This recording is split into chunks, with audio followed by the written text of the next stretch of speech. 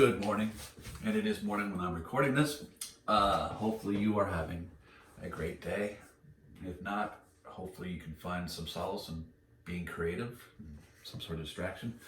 And that's what this world's smallest studio is all about for me, in a lot of ways, as well as sharing the act of being creative with my students and maybe even you, person out there on the internet, who knows.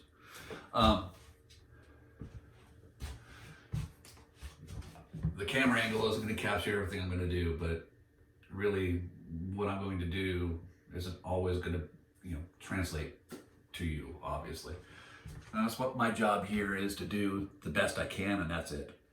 And when I say I'm going to engage in art, I don't really think of myself as an artist, because the world wants to put us in boxes, and I do all sorts of different things. I do art, I do gardening, and whatever.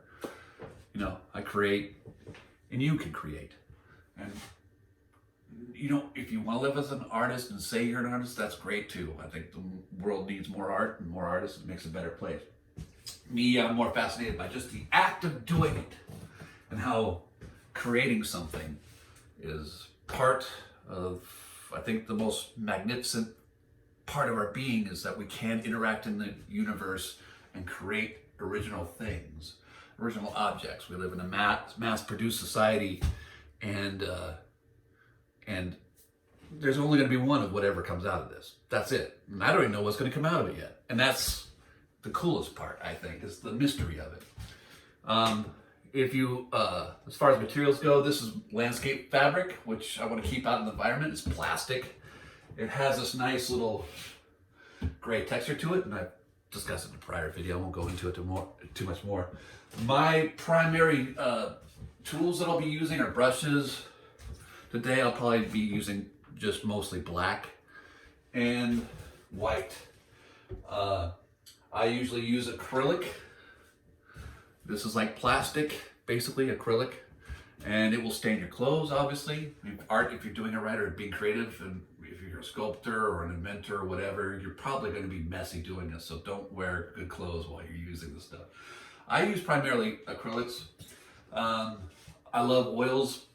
They're so rich, but I don't like the toxicity of working with those materials, the turpentine and stuff like that. So I use this. Now, if you're a young student and so forth, and you're using things like tempera, tempura is great. I just got some paint on me, so I'm just gonna put that there. Tempura is great.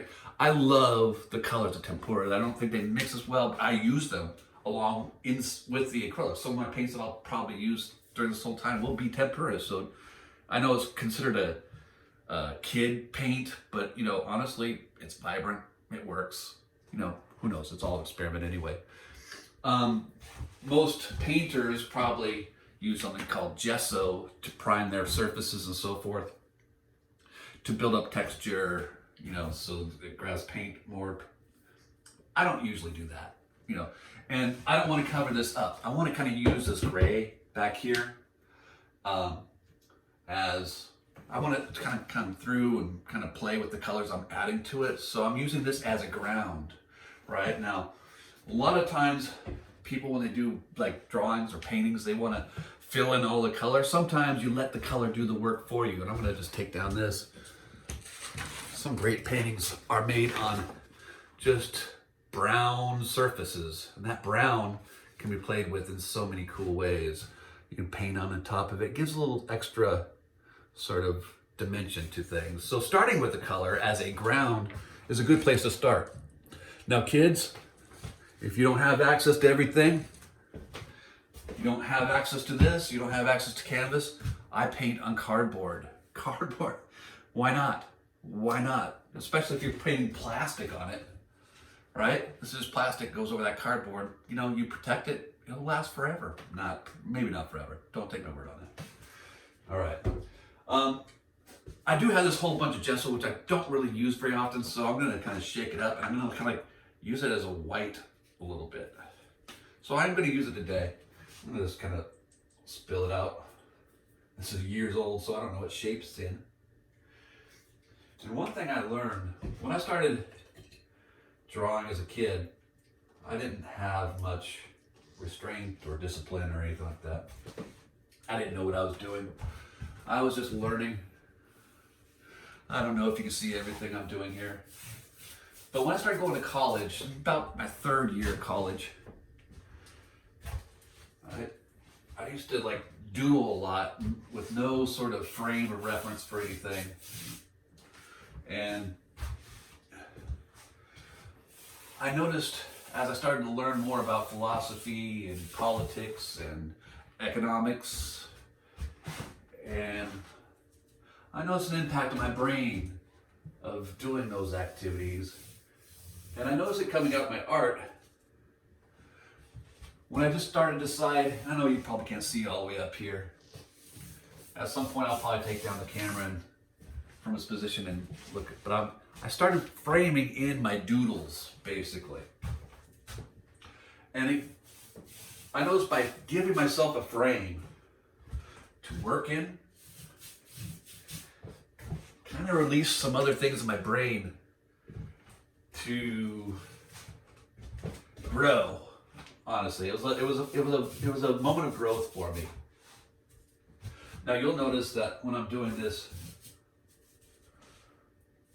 I'm not trying to even make straight lines. When I was framing in my work, I didn't really care about straight lines, honestly.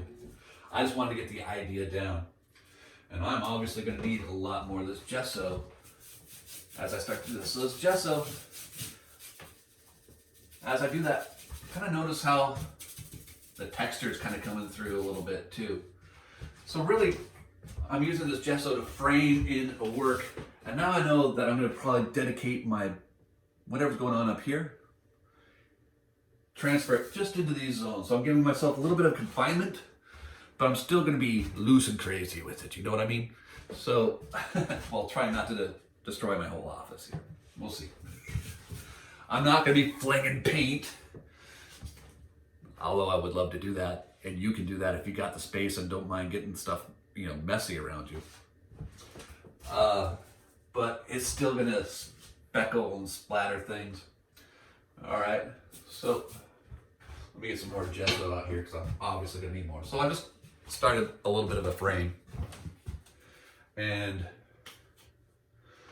sometimes you have to take a moment to look and think about what you're doing. I have no idea what I'm going to do, but I gotta tell you, one thing I'm a sucker for, and you'll see repeated in whatever work I do,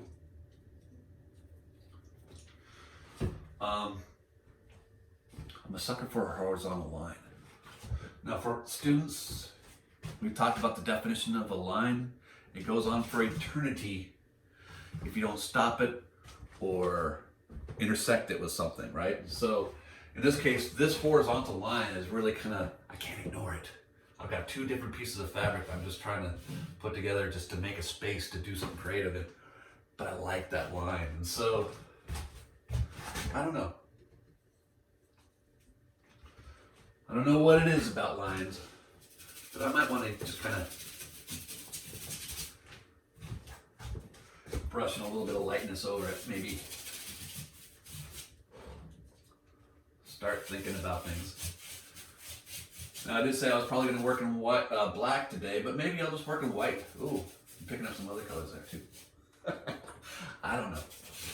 White is an important color too. White is a very important color. For light, for giving a sense of light. Although, what we're going to be doing here might not be anything we notice or recognize. It might be something that is totally abstract and we don't know, okay? Which is one of the things I find more fascinating, is just letting things kind of come into being. Now, when I was young, I'm mostly self-taught, but I learned a lot from my father, who was an artist. He was more of a professional artist. He lived his life by that, and he found success and failure all over the place. But he was passionate about being an artist, and maybe that's one of the reasons why don't consider myself an artist, because maybe my father so identified as that, and he let maybe some opportunities in his life for exploration kind of go away. I don't know. I like being more open to things. But anyway, he lived in Europe, or he lived in New York and Chicago, and he wasn't around.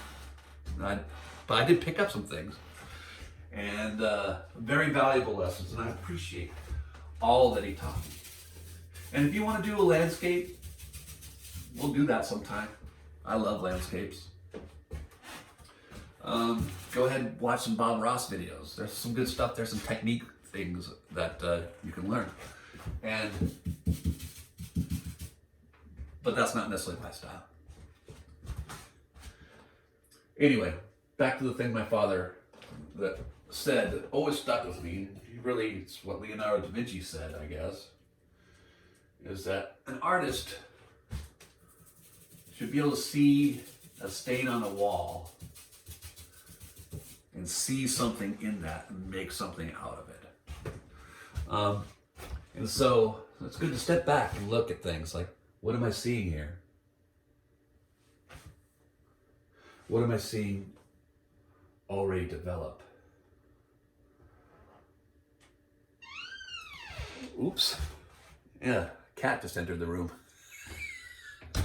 That's Woody. Not sure what he wants to do in here. We'll see, Woody. What do you want? Anyway, I won't show you Woody. You'll probably see Woody at some point. Here, Woody. This is Woody. He's a crusty old cat. He likes to,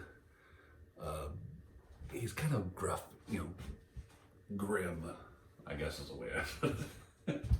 I love him. We saved him from the next door neighbor's house. So again, what am I seeing here? Already I'm already kind of looking at, for me, I kind of see a wave. I kind of think of some of those Japanese works where what's that one with the wave, where it has a fractal design in a wave. And we'll talk about fractals. Fractals come into my work a lot because I love fractal design, or I just like the idea that nature has a design that repeats and it builds with. So a wave, I don't know. Is that what I'm seeing here? What are you seeing here? I don't know, let's go with it a little bit more. And this will all change. I guarantee you that by the time I'm done here, this will all change. In fact, I'm going to change it now. I have a strong need in my mind for geometry. And the cat just let himself out. Thanks, Woody. Nice visiting with you. I have a strong need for geometry for some reason. And so I keep going back to the things I know. Basically, those, shading, light, where's the light coming from? I can make these strong structural feels or elements kind of come out. I'm not sure where we'll go.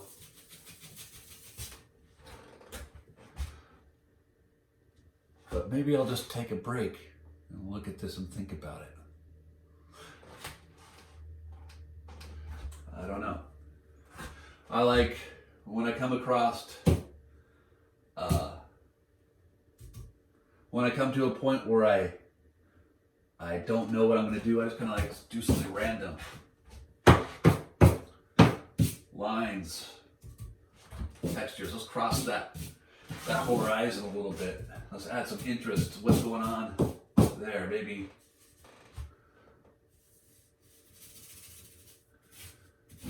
some more angles, some more geometries coming out, some framework, some scaffolding I can build off of. Maybe I'll never get to opening that bottle of black today. I don't know. I don't know. That's great.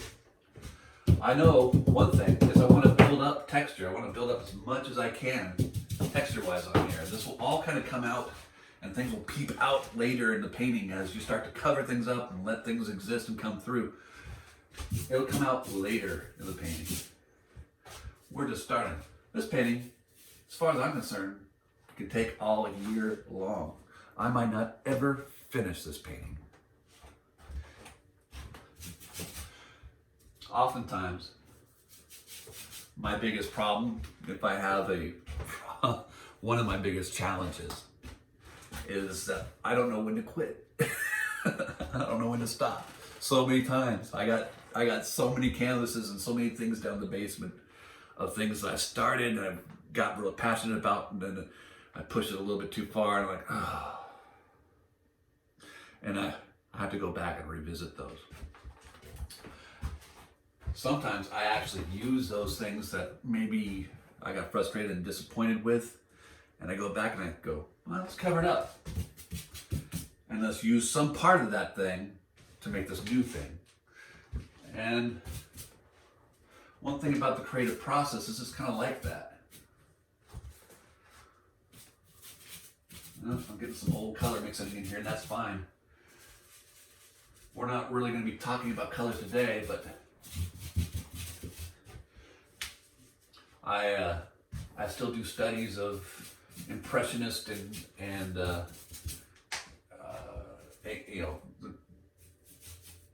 the masters, so to speak, and I find great value in just looking at something and studying how they did it and trying to recreate it, because it teaches me something every time. Even if what I produce that's hopefully uniquely mine doesn't seem to reflect any of that sort of learning. The process of studying others is a vital way of increasing your own knowledge and finding something that you can relate to and learn from. And that's important. And that's a lesson I really wish I would have learned earlier in life, because when I was young, like I said, I was not disciplined. My grandparents have a story about me when I was like 4 or 5, and they had a piano in their place. And of course that was attractive to a kid like me. And I got on it and I started going whatever. And they're like, you know, being supportive grandparents and parents. My parents, I think, were there too. I don't know. They're like, oh, well, we'll have to get you lessons. You're so good at the piano. And I'm like, I don't need lessons, Grandma. I already know how to play the piano. And you know what? That enthusiasm that a child has is one of those things that we tend to block off a lot in education, and even in our own creative pursuits. It was like we try to like be these professional, attain this sort of idea, and rather than remembering that we need to be kind of engaged in that moment and looking at what we're doing and getting the joy from that too. You know, that road to unhappiness, I think, starts to begin when we're like, oh, I can't do it like that person over there, or I don't have this thing that they have. We have to realize that each day can be a magnificent experience. And I'm not negating those negative emotions that we experience and those tragedies that we do suffer, especially in times like this. But each day is kind of a gift, and we kind of forget that.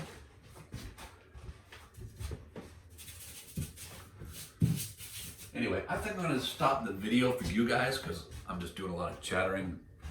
You know, you have your own lives.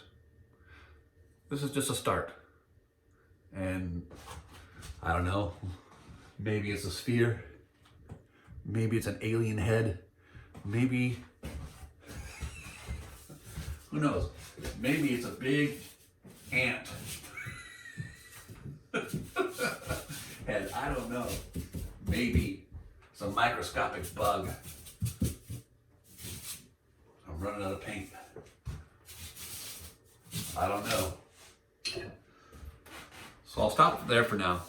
I'm not going to paint anymore on this by myself, although I'd probably want to.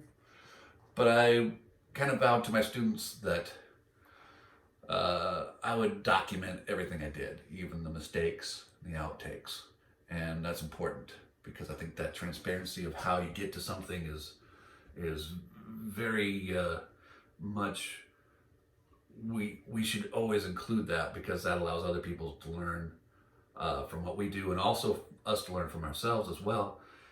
I have no illusions that I'm going to be considered a professional at something. That's not my purpose. And maybe that is your purpose. That's fine for you. I admire people who are really skilled at what they do and become professional at it. To do that. It's a level of discipline that I don't necessarily have. But I admire it. Anyway, take care of yourselves, take care of each other, and take care of this place.